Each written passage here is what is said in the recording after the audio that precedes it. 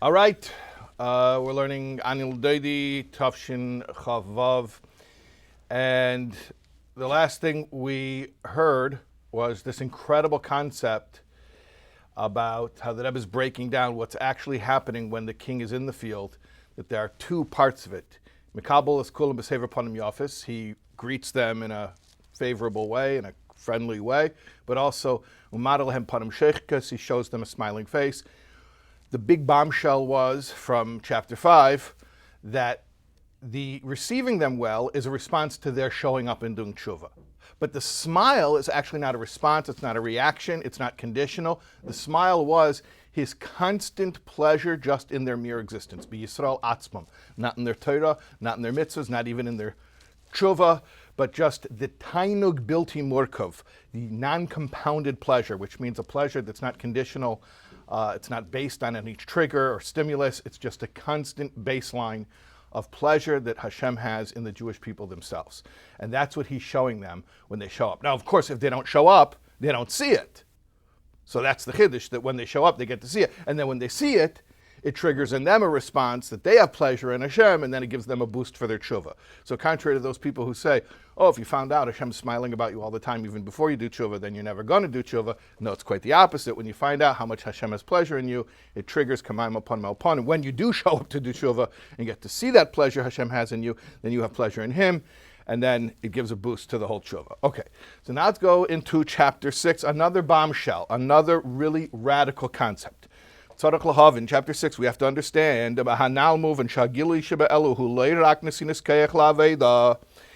now it seems that what's happening in Elul is not just a nesinas kayach. We were making a very big point here that we had to explain that Elul is not a full-fledged yisarusa de la Eila, an arousal from above. We were making the whole big point about how Elul is from below to above, not from above to below. So, Isarusa de Lasata, in other words, which is the Ani L'Doidi, not the V'Doidi Li. But now it seems, what are you talking about? It's not, we're using this term, Nesinas Kayach. Oh, it's not an Isarusa de L'Elo, it's just a Nesinas Kayach. But what's happening seems like it is a pretty big boost. Brackets, Dechashamelech Basada Yeshne Harishus V'Yechelis L'Chol Echad Lahakbil, as Panav, the king's giving everyone the ability and the permission to receive him. That seems like it is something pretty significant coming from above to below. And it's also, it arouses the person. So that sounds like an Yisurusa de Le'ela. In brackets again. The Ayidesha Melech Mekabel Kulam Besever Ponim Yafes, Befrat Ayideh Shamara Ponim Sheches Luchulam, Zem Ma'ir Eisam L'Shuv, but Shuva Shlema, that Rebbe spells it out. The fact that Hashem receives them kindly and shows them a smiling face, that does arouse them to do tshuva. So why are we just calling that a nesinas kayach and pretending like that's not a significant boost that's coming from above? And nevertheless, we are standing on this concept. No, Elul is the ani l'doidi, below to above.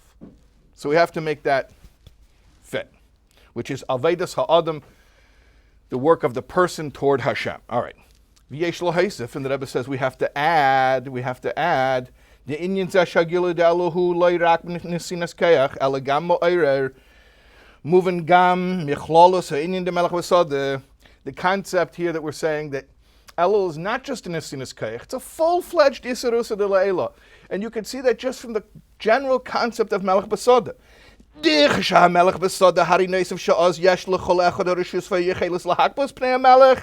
When the king is in the field, in addition to the fact that people have the ability to go greet him, the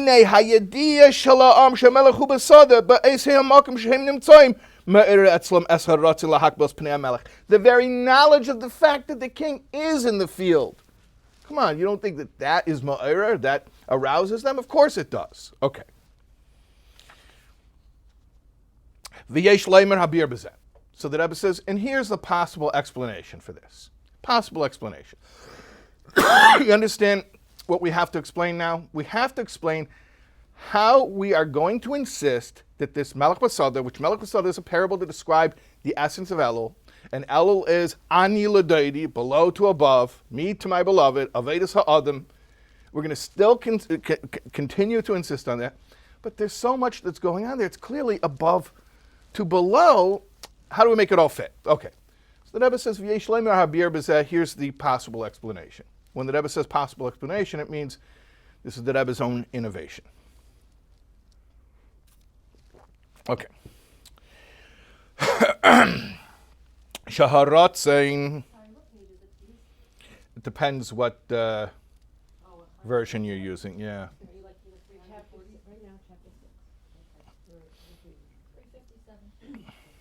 Depends on, yeah. There's different pagination from different editions. Okay. V'yesh leimer abir b'zeh shaharatzin shala'am lahakbos pnei hamelechu mitzad etzem mitziusam. Bombshell. The Rebbe says, I got an explanation for you. I can make this whole thing be from below to above. It can all be from the person. You know why? This desire to receive the king, it is from etzem mitziusam. It's from the essence of the people. It's not external. No, it's not being caused by some trigger, some stimulus. It's the essence of the people. It's totally from them. The cave and Shamelechu, Halev Shal Kol Ha'am. There's a concept, the king is the heart of the nation, of all the people. Talking about an earthly king, regular king. By the way, yesterday or 2 days ago, the Chumash Chitas was about the mitzvah to appoint the king.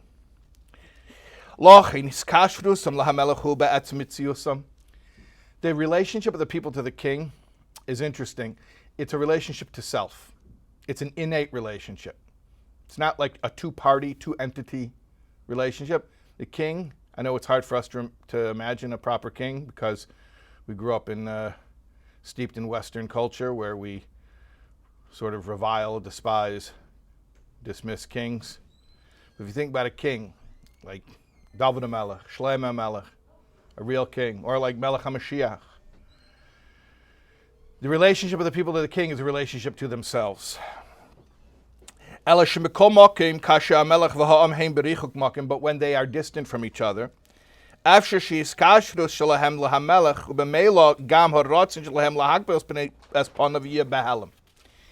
can happen is that their desire, the people's desire for a relationship with the king, can be behelm. The chief word is behelm. It can be concealed. It doesn't go anywhere. It can't go anywhere because it's innate. It's part of the operating system. But it can be behelm. But when the king shows up in the same place as you, in the field, then it makes that desire come out in a revealed way. Not that it creates the desire. The desire is there all the time. It is our innate default setting that we want to be close to the king. But it can be behelm. And then what can fluctuate is it can go into concealment, it can go into revelation. Same concept in the analog. The fact that the revelation of the 13 attributes of mercy that happens in Elul is causing people to want to do tshuva all of a sudden. Do not think that it's creating something new in the people that wasn't already there. No.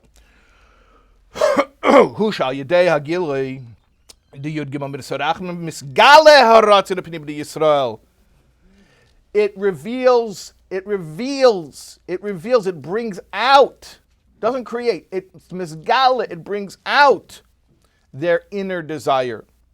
And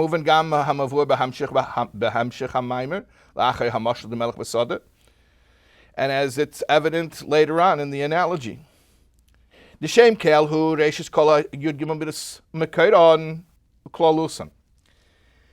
name Kael, divine name, Aleph Lamed, is a name of chesed. It's a name of hispashtus, of extension or expansion or revelation.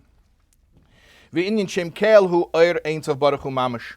Synonymous with the infinite light itself. K'mishakos of Kael havaya v'yor lanu, like the pasuk says in Tehillim. Hashem havaya Kael shines, or Yair shines, but the name Kael being paired with the name Havaya means v'yor lanu, means that Hashem is shining. So Kael is a name of revelation, godly revelation. The oir hu kamei ha'etzem, and light is like its essence. What does that mean? We're about to explain a basic concept in Chassidus about the difference between light and flow. The difference between oir and shafa, the shafa hu shahamashpia mitzamtem atzmi lefi erech hamakabel. Shafa, flow, is when there is compression according to the capacity of the recipient. Va'oir hu me'ein ha'ma'ir. Light does not do that. Light is representative of its source.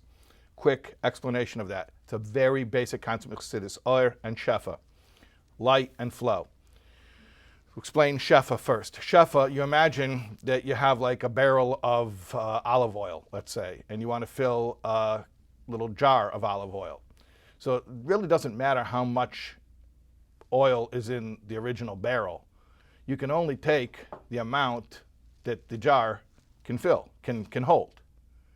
So when shefa also, you're taking something from one place and you're putting it into another place. So now it's not in the original place, it's in the second place. You're moving it from one locale to the other locale. And when you move it to the second locale, it can only go as much as the capacity of that second place to receive it. That's shefa, that's flow. And sometimes the way Hashem relates to us is in a manner of shefa. Or light is not like that.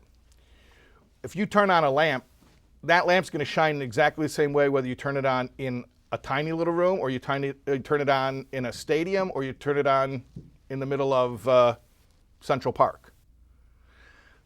Oir is me'ena ma'ir. Light is similar to its luminary, meaning to say the barrel of olive oil is not going to change how much olive oil is going to fit in the jar. The jar is going to determine how much olive oil will fit in the jar because that's shefa, that's flow.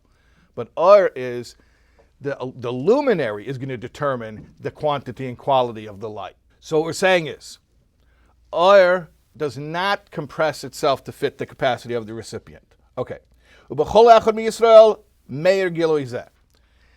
when we say that this revelation is happening, what we're saying really is there's a revelation that doesn't have to compress itself to the capacity of the recipient. It's unadulterated, it's unfiltered, it is what it is, it's authentic, it is basically it's the original light.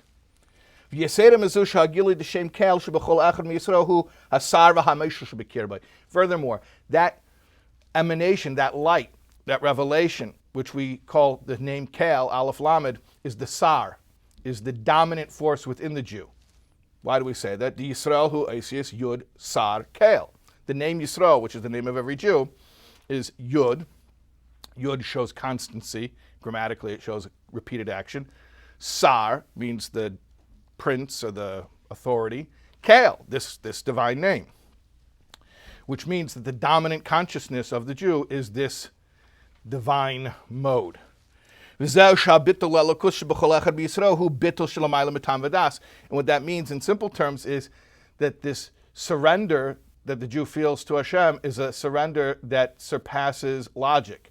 It's not based on a calculation. It's not based on what makes sense. It's almost like an instinct. You know, like the bird doesn't know why it flies south for the winter. It just does it. That's what we're talking about. And again, the point is, we're trying to explain that the tshuva that all of a sudden the Jew is doing in Elul, we're explaining that it's not an Isser Usadilla Elah, it's not something coming from outside of him or her, it's not an outside force. No, it's just a revelation of the most essential, basic default setting that was already there all along. You understand? Okay. Because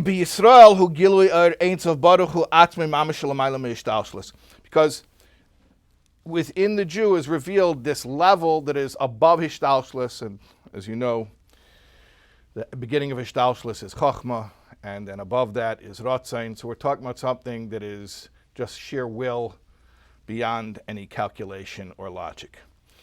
Just a basic, supra-rational desire to be connected to the King. So then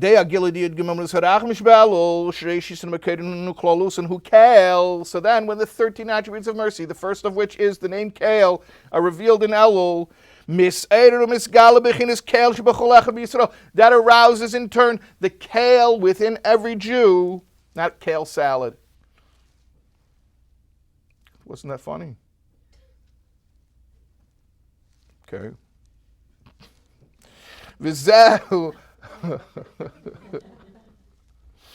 V'zehu shaved Elohi ani l'deidi. And that's how we can insist that Elul is ani l'deidi, meaning me to Hashem, meaning below to above. Because what's really happening, nothing new is being introduced. It's just that which was there all along. You understand what a bombshell this is? Huge bombshell. Okay? You're doing shuvah because the king's in the field, but that's not really anything new happening to you. It's really just your baseline being revealed. Even though it gets triggered by something above, but the Rebbe says it's just a siba. A siba means a cause or a catalyst. That through it is revealed the inner desire of the person. The ha'adam in italics, of the person. In other words, it's about you. It's about what was there all along. Okay, that is the end of chapter 6. Now, thank you for allowing us to redo that. People don't realize we just redid that. We did it last week. All right. Checking in with everybody. How are we feeling before we go to chapter 7? We're feeling great. Feeling great. You have some questions. Okay, let's do it. Okay. I have on this, and I also have from a couple of weeks ago. So I can start with this. First of all, this is very reminiscent of Ahava Mesuteres. This is reminiscent for you because you went through Tanya of Ahava Mesuteres from chapter, 18, 19 of Tanya? Thereabouts. Yes. Okay. Yes, it is. That's a comment. Now, a question between the difference between... By the way, thank you for identifying it as a comment. Most people insist, I don't know why they do it, but they pretend it's a question when I think they know, or maybe they don't know that it's really a comment. So thank you for being transparent that was just a comment. That was a comment. And I'm not obligated to respond to it in any way. No need to respond. Okay, We excellent. can run right over Okay. it. Okay, the difference between or and shefa. Orange chef, okay. The question is, Yeah. does the compression come from the source, either the or the shefa, or is it the recipient that determines whether the or shefa is compressed based on our kalim? Such an interesting question. Everyone hears the question. It's a very technical question, but in the difference between Oyer and Shefa, which I told you is a basic concept in Chassidus, comes up very often in different places. It's basic Chassidic literacy. I wouldn't call it Chassidus 101.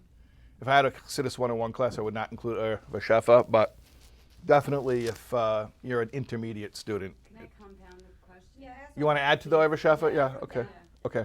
I want to understand if it's a similar concept to symptom or... Is it similar to Tzimtzum, meaning the concept? Because it's a constriction. Yeah, So, yeah, okay. Like is that parallel? Is it completely two different things? It's Yeah. compounding thing else question. I also have a Yeah. question that I wrote down. Okay. How do you expand your capacity of us, the Keli? How do we expand to get more? How do you expand the capacity? Okay. Right. Like we bless people with shefa, but really seemingly we're the ones that limit our shefa, so we should bless people with R.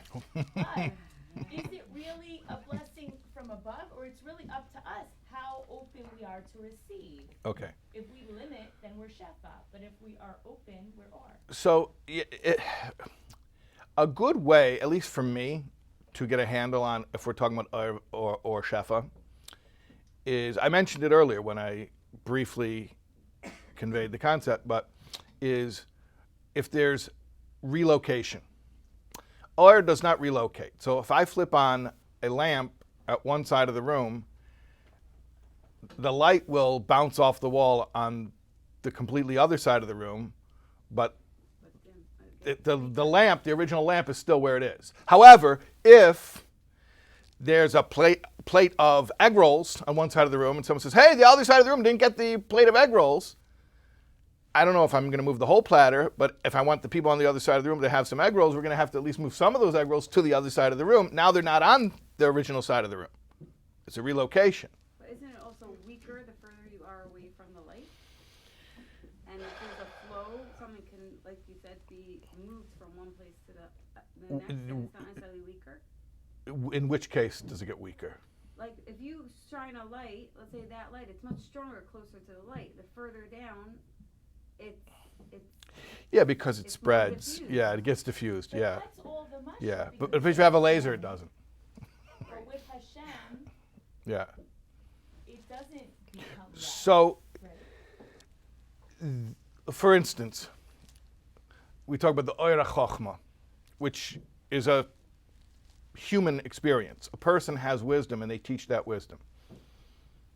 If I give you money, okay, I know Hashem's going to pay me back. I'm never going to lose from giving tzedakah, but at least for a moment, I don't have it, you have it. I gave it to you. But if I tell you an idea, I don't lose that idea by telling. In fact, the best way to learn something is to teach it. So that's a good difference between Oir v'Shefa. In the spiritual realms, it's not monolithic the way Hashem deals with us. There's all this stuff is going on simultaneously. And there are some things that are reaching us in a manner of Oir, some things reaching us in a manner of Shefa. There's other, by the way, we don't get into it over here, but there's other ways of describing it. Sometimes we call it koyach, like an energy, like an arm that throws a stone. And now the stone is flying with the power that was invested in it from the arm, from the hand. These are all metaphors we use to describe different ways Hashem relates to us. But I just want to make sure that we're staying on topic here. What the Rebbe is saying here is that when we get excited about Hashem in Elul and we all of a sudden want to do tshuva, what we're calling our reaction to Hisgalas Yud Gimel Midas Harachmim, the Rebbe is making a point that that's Or and not Shefa. Meaning to say that what we experience is an authentic experience, an objective experience. It's not diluted, it's not diminished, it's not translated for us. It's real godliness. And the reason that we're able to have that experience is because it's natural to us. It's actually our default.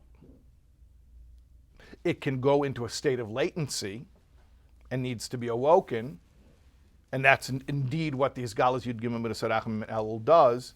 But the point is, it can be Oir and not Shefa because it's so natural to us, and therefore we're able to receive it because it fits us.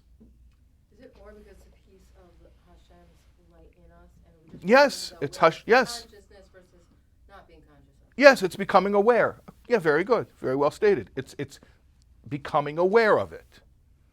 It's self-knowledge in the truest sense. So nothing changed except the. Nothing changes. Exactly. Correct. Shefa, something changes. It was there, now it's here. But what's an example of something that's given with Shefa? Because if Hashem's light is always constant, then what's given? Different ways that, look, again, all these spiritual phenomena are complex. So the way different brachas reach us, for instance, sometimes can be in a manner of Or, sometimes be in a manner of Shefa. The way that Hashem's creative energy enlivens the world. These things are not monolithic. We tend to want to paint them with a broad brush, but it's very complex. All of these things are happening simultaneously. But I don't want to get into a whole discussion about Or v'Shefa. Does everyone understand the pertinent context here in this maamar? That Hisgalas Yud Gimel Midas Harachmim in Elul is Or, and the reason it is Or is because it is an awakening of a consciousness that is our basic default setting. Yeah? But still, we were still awakened, quote Yeah. unquote, because God moved first. This was checked, right? I know, and so that therefore we can't say nothing happened. So the Rebbe says, okay, something happened, but it's not an Yisrus del Elah, it's only an Sinus Kayach. The Rebbe says, it's a Siba. I translated Siba as a cause or a catalyst. You could call it, he called it a Siba. He said, a precipitator is what you have in your translation? Okay, a precipitator. You understand that Rebbe is going to great lengths right now to say, listen, you were this all along. You didn't become a new person in Elul. This is the real you. This was always you. Okay, let's do chapter 7. Yeah? Yeah? But I have a question back from the midbar and the field and the smile. We're going to get back to the midbar. Okay. Okay, so I hope it comes. If it doesn't come up, then ask it. Okay. Okay, chapter 7. Chapter 7. V'yesh leimar. Da yedei shagilui d'yud gimel midas harachmim ma'orah megalo ratzon hapnimi d'Yisrael. That through the 13 attributes of mercy, arousing and revealing the inner desire of the people. Remember, it's their ratzon panimi. It was their inner desire all along. Sha'aratzon Yisrael balakos hu lefi shehem mushurashim bo'atzmos.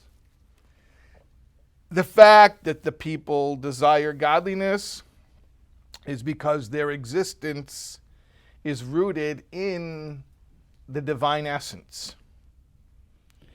Another bombshell.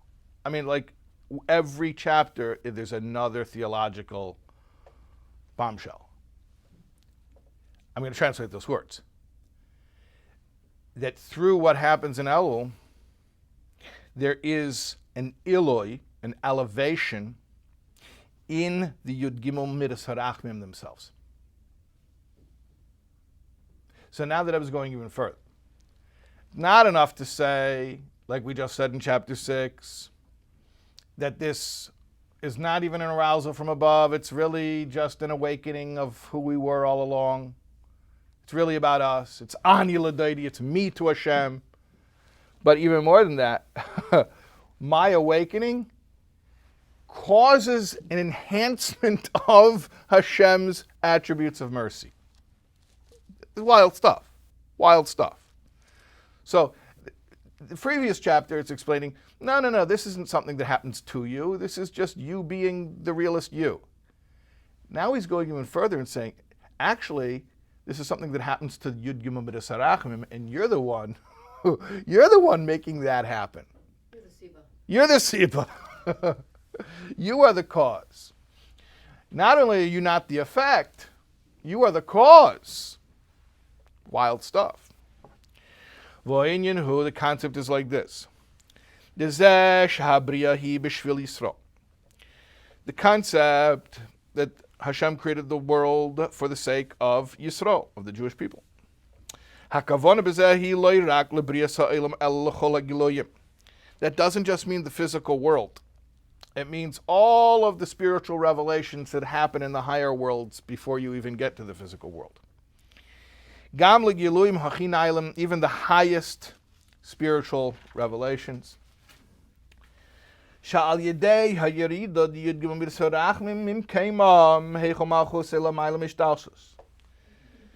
through the Yud Gimel Midas Harachmim coming down, and in the parable that means through the king leaving his palace, Lasada, and going down to the field, Bichdei la'orer lagalis haratzon hapanim b'di Yisrael. That revelation comes down in the field to do what? To arouse and to awaken, to reveal the inner desire of Yisrael. Mizgala bohem, shahakavona bohem hi b'shvil Yisrael, sheshoshem hu ba'atzmos. It reveals in them that Hashem's intent in bringing them into being was not because of these spiritual revelations, but rather for the sake of Hashem's relationship with his people, who are rooted in his essence. In other words, the Yud Gimel Midas Harachmim may be an extremely high level, yes, but they exist for the sake of Hashem's relationship with his people. They are there for that purpose. So just like we say that the world was created for Hashem to have a relationship with his people, we're saying not just the world, the physical world, but even the loftiest spiritual phenomena also. They only exist for the sake of Hashem having a relationship with his people. So when that happens and the relationship is intensified, then that actually brings about that the Yud Gimel Midas Harachmim are fulfilling their purpose. And what could be a greater Ilui, what could be a greater ascent or elevation than something existing in alignment with its purpose? So if the Yud Gimel Midas Harachmim, in other words, if a tree fell in the forest and no one was there to hear it, if the Yud Gimel Midas Harachmim were shining and it didn't cause the Jewish people to come closer to Hashem, what would be the point of Yud Gimel Midas Harachmim, as lofty as they are? But when Yud Gimel Sarachmim act as a catalyst for the Jewish people to awaken to their own godliness, then the Yud Gimel Sarachmim are doing what they're meant to be doing. And that is actually an ascent, an enhancement in the Yud Gimel Sarachmim themselves. What does that mean? An enhancement? Like I said, the greatest state that anything can be in is when it's in alignment with its purpose. Okay. Because didn't we say like that the Yud Midos altogether is not like making up Hashem, it's just something that's there to make the connection between us and Hashem Yeah, sense or whatever? right. So you're bringing in what you learned in Tanya, in Shari Yichud Ve'amunah, into here, and yes, it is consistent. So that's their purpose, and that's the only reason why they're being. That's the only reason they exist.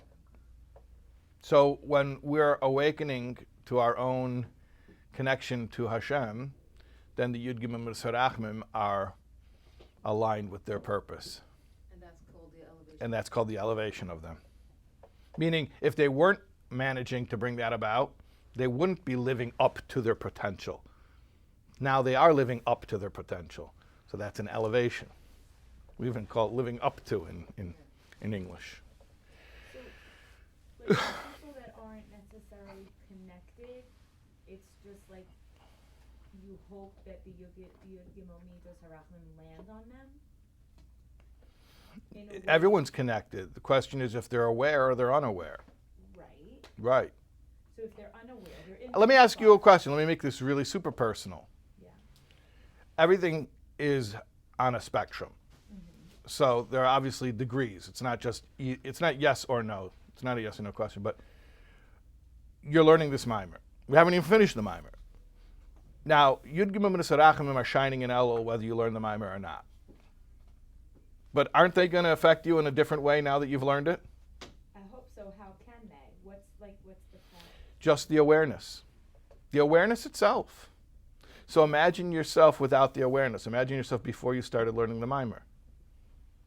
No, now I'm like, okay, so they have power. So what? No, you have power. Not they have power. You have power What's the power? to have a relationship with the King. And that's your innermost desire. Your innermost desire is not all the other things you've been chasing all year long. Your innermost desire is to have a relationship with the King. Your innermost desire is just the pleasure that you have of a moment of connection. And you're awakening to that truth. Now, it was the truth before you were awoken to it. Okay, for someone that's not awakening to it. Yeah, we got to bring them to this class. Right, so like those are the people we would refer there in the midbar, right?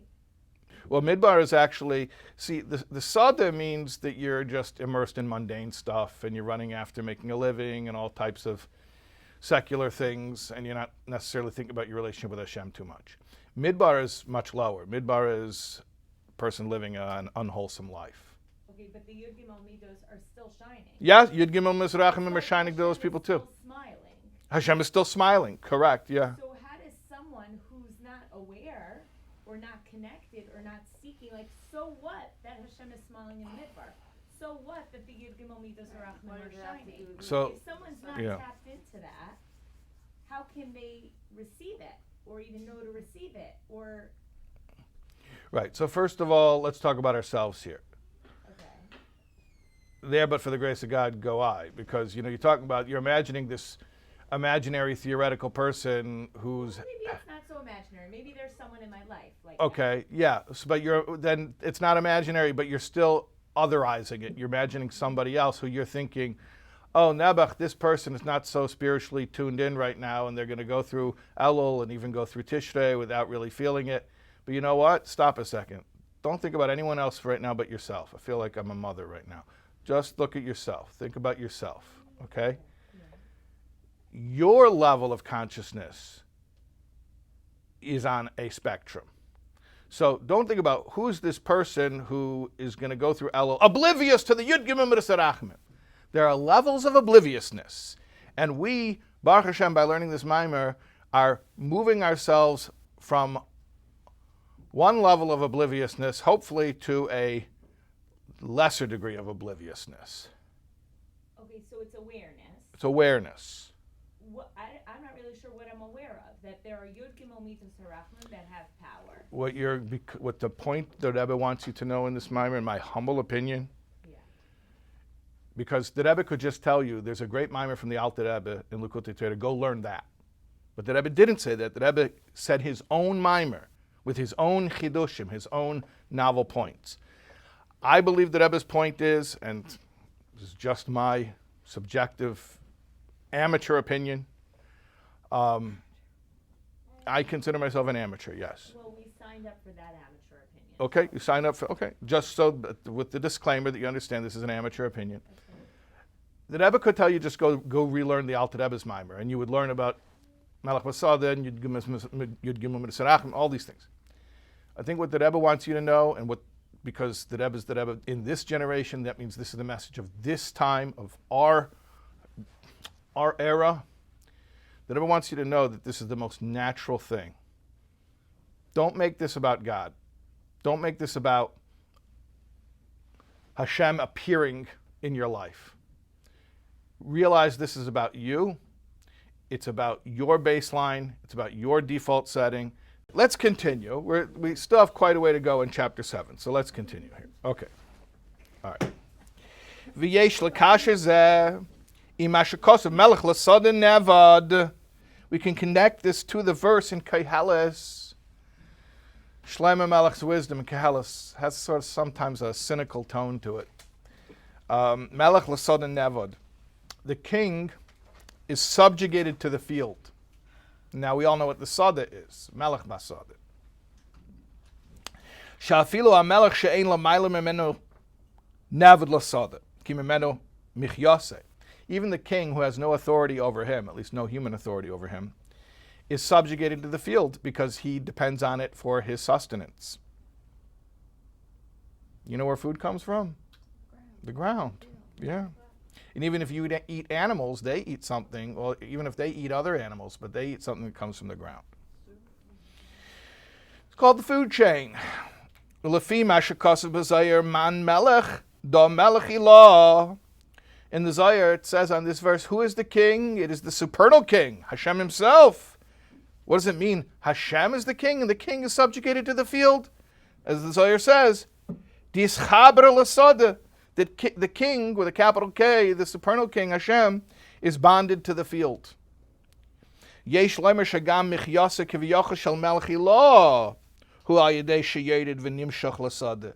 So we can say that even the supernal king, Hashem himself, his sustenance, so to speak, comes from going down into the field. Just like the king, as lofty as he is, needs to eat from the nutrition that grows from the field, so to Hashem receives sustenance, kiviyachol, from what happens in the field. Like satisfying his mental needs. Ki al yedei zeh misgala shakavona bei he b'shvil Yisrael sheshorshim b'ha'atzmos. That through his coming down into the field, meaning through the revelation of his Yud Gimel Midas Rachamim and Elul, it shows that the whole purpose was for his relationship with his people, who are rooted in his essence. Valpi masha kosav b'zayir isade v'isade. And in Zayar it says, there's a field, and then there's a field. How Jewish. Isade v'isade. There's a field, and then there's a field. That's not a field. That's a field. Okay. Sada de Kedusha, Sada de Umaseh. There's the Sada de Kedusha, the holy field, and there's the Sada de Umaseh, there's the Sada, the field of the other side, the Klippa, the negativity. That's what it says in Zayar. Yesh Leimer, the Rebbe says, we can say the Inyan Melech Sada Nevad. So what does it mean? The king is subjugated to the field. Shal Yedei HaYerida V'Ha'am Shachal Sada Naisa Ilu Ben Melech Ilah.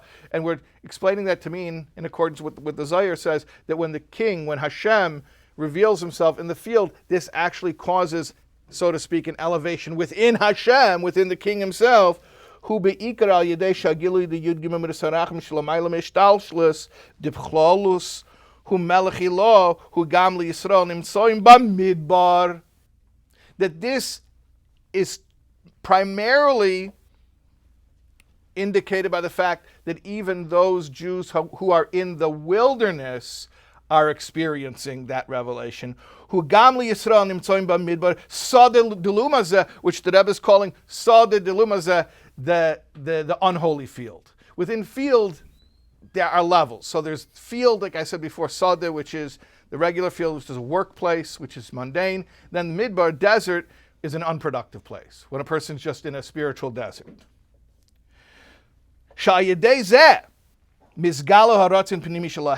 That through Hashem revealing himself in Elul in the way that he does, that even those Jews who are found presently in the desert, this triggers in them an awakening of their innate desire to be close to the king. They leave the wilderness, the unholy field, to the holy field, meaning that field that's in front of the king's palace where they get the rendezvous with the king, and they meet the king. So understand what we're describing now. We're describing the fact, where do you see the greatness of the Yud Gimel Mitzarachmim? When they come down to arouse people in this world. And if that's true, then how much more so when they come down even further to reach those who are in this world and not doing good things. They're in a bad place spiritually.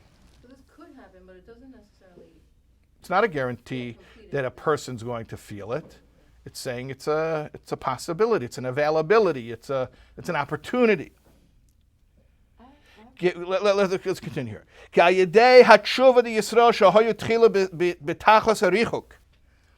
Listen what the Rebbe is saying. That when those people who are at the ultimate state of separation do tshuva, misgala oid yeser hapnimius Yisrael, sheretzayin mo'amiti gam b'shas hachet hu belakus. That reveals even more that the innate desire of the Jew is for godliness. You understand? Somebody who's been behaving nicely all year long and then has a spiritual awakening in Elul where they go to an even higher level. Okay, so that's just a good person being even more good. But when the Hiskalas Yud Gimel Mitzarachmim reaches somebody who has not been living well, that really accentuates this truth that deep down the default innermost desire of the Jew is to be connected to the king and to surrender to the king's will and to only do the king's bidding. The only thing is, why weren't they acting like that until now? Because their Yetzer, their Yetzer Hara, their inclination, was strong-arming them. Okay. Now the Rebbe is going to get into a whole other level based on the Tzemach Tzedek, how he explains the state of the Jew who is presently not in a spiritually healthy place, and how this is also connected to the idea of Sada. Sada and Midbar, we're using them sort of sometimes synonymously, sometimes not, but what we're about to explain is that this Hisgalas Yud Gimel Mitzarachmim and Elul is not just for people who are already spiritually searching. It can and does happen, and in fact, that's where you see what it really is all about most clearly, when it happens to those who are living in a way that was very disconnected from the way they're supposed to be living. Okay, but I think we should pause right here. We should pause right here, right before the explanation of the Tzemach Tzedek. We'll pick it up, Mir Hashem, next week.